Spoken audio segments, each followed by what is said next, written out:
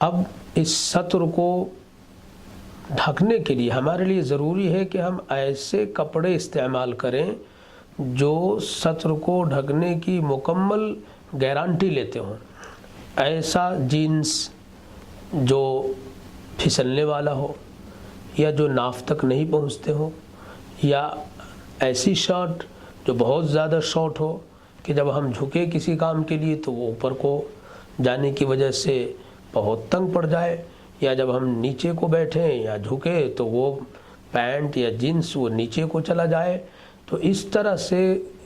ہم گویا کہ ان کپڑوں کو پہن کر ہم غفلت برت رہے ہیں۔ ہمیں معلوم ہے کہ یہ بدن کو نہیں ڈھکتے ہیں، یا کچھ سچویشن میں بدن ان کو پہننے کے بعد بھی کھل جاتے ہیں، تو ہمیں ایسے کپڑے نہیں پہننے چاہیے، بلکہ ہم کو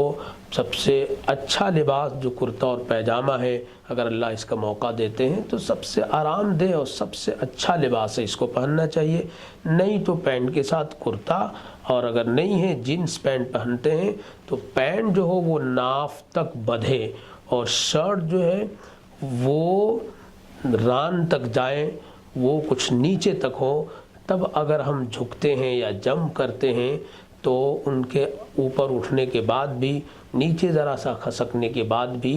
سطر کے کھلنے کا اندیشہ نہیں رہے گا۔ تو ہمیں یہ تدبیر اپنانا ہوگی، تبھی ہم سطر کو